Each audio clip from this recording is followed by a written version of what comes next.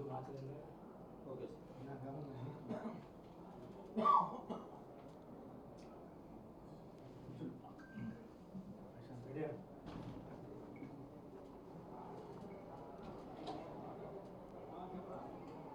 అందరికీ నమస్కారం. నిన్న నారా చంద్రబాబు నాయుడు ఉయ్యూరులో పొలికేక పెట్టాడు. పాపం పొరలాడాడు, కానీ జనం నుంచి అయితే ఏ మాత్రం రెస్పాన్స్ లేని సంగతిని మీరు స్పష్టంగా మీడియా మిత్రులందరూ కూడా గమనించిన పరిస్థితి. హెలికాప్టర్లు ఎక్కడో పామర్లో దిగాడు. పామర్లో మీటింగ్ చూసుకొని పెద్ద దీంతో వచ్చాడని చెప్పేసి అనుకున్నాను. చంద్రబాబు నాయుడిని నేను మీ ద్వారా అడుగుతా ఉన్నా, మీ ద్వారా ప్రశ్నిస్తా ఉన్నా. విలువలు లేనివాడు, విశ్వసనీయత లేనివాడు ఎప్పుడు ఎవరితో పొత్తు పెట్టుకుంటాడో, ఎప్పుడు ఎవరితో పొరలాడతాడో, ఎప్పుడు ఎవరితో తెగదెంపులు చేసుకుంటాడో, మరలా వాళ్ళ దగ్గరికి వెళ్ళి కాళ్ళ బేరానికి వచ్చి కాళ్ళు పట్టుకుంటాడో, అసలు రాజకీయ విలువలు లేనివాడు, విశ్వసత లేనివాడు, రాజకీయాల్లో పనికిరానివాడు నారా చంద్రబాబు నాయుడు. నారా చంద్రబాబు నాయుడు ముఖ్యమంత్రి పదవి కోసం పోరాటం చేయట్లా, ముఖ్యమంత్రి పదవి కోసం పోటీ పట్ల. నారా చంద్రబాబు నాయుడు పోటీ పడేదల్లా కుప్పంలో ఎమ్మెల్యేగా గెలవటం కోసం మాత్రమే ఆరాట పడుతున్నాడు తప్ప, ఎప్పుడో తెలుసు చంద్రబాబు నాయుడికి నేను ముఖ్యమంత్రి కాలేను కాబట్టే చంద్రబాబు నాయుడు పవన్ కళ్యాణ్ ఇద్దరు కలిసినా గెలవలేరు కాబట్టే ఢిల్లీ పోయి బీజేపీ పంచన చేరిన పరిస్థితిని మనం ఒకసారి గమనించమని అడుగుతాం. ఈరోజు చంద్రబాబు నాయుడు వచ్చాడు, ఏదో పిచ్చి కోతలు కూశాడు. దమ్ముంటే, ధైర్యం ఉంటే నాతో చర్చకురా. ఈ రోజున నువ్వు మీ మామని చంపితే నువ్వు ముఖ్యమంత్రి అయ్యావేమో వెన్నుపోటు పొడిసేసి, నేను నిక్కర్లు వేసుకున్న దగ్గర నుంచి రాజకీయాల్లో ఉన్నా.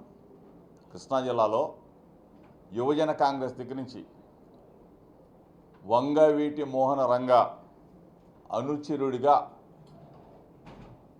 రాజకీయాల్లో ఉన్నా.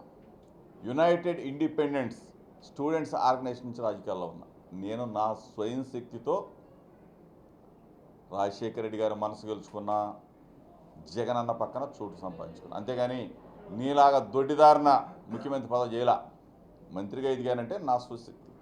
ఈరోజు నా మీద పిచ్చి పిచ్చి పేలాపన వేలేవు. నేను ఒకటి అడుగుతున్నా, నారా చంద్రబాబు నాయుడు, నీకు అసలు విలువలుంటే ఇక్కడ స్థానిక శాసనసభ్యుడు పార్థసారథి నీ పార్టీలో చేరతాడు, పార్థసారథి పెనమలూరు నుంచి పోటీ చేస్తాడని చెప్పేసి పార్థసారథి పాపం ఆశ పెట్టుకుని వచ్చాడే. పార్థసారథిని పొడి చేసావుగా. ఒక బలహీన వర్గాల వ్యక్తిని పొడి చేసావా లేదా? నూజివీడి పంపించి బలిపోసం చేసావుగా, అడ్డంగా నరికి పారేసావుగా. 2 సార్లు తెలుగుదేశం పార్టీలో కొనకళ్ళ నారాయణ గారు 2 సార్లు గెలిచాడే. ఇప్పుడు ఎందుకు ఇవ్వలేదని అడుగుతా ఉన్నా. సీట్లు అమ్ముకునే నువ్వు నా గురించి మాట్లాడతావా? సూట్ కేసుల కోసం సీట్లు అమ్ముకునే పనికి మాలిన రాజకీయాలు చేసే నారా చంద్రబాబు నాయుడు నా గురించి మాట్లాడతావా? కొనకల నారాయణ గారు ఏమీ పొరపాటు చేశారని చెప్పేసి నువ్వు ఒక బలహీన వర్గాలకు సంబంధించిన వ్యక్తికి నువ్వు పార్లమెంట్ సభ్యుడికి ఎందుకు ఇవ్వాలా? పార్థసారథిని ఎందుకు పొడి చేసావు? నూజివీడి తీసుకెళ్ళి కూని అయిపోయాడు అక్కడ. ఇక్కడ ఆయన పాపం నారాయణ అన్నకు సీట్ లేకుండా చేసావుగా. పక్కన ఉన్న నా మైలవరం నియోజకవర్గం అక్కడ చూడండి, మేము చెప్పామా నీ చరిత్ర మేము చెప్పామా? దేవినేని ఏం చెప్పాడు? 100 కోట్లకి నా సీట్ వేసుకున్నాడు చంద్రబాబు నాయుడు అని చెప్పాడు. దేవినేని ఉమాకు సమానం చెప్పు. ఉమా పొడిసేది సాటి పాపం వాడు ఎడుతున్నాడు కదా.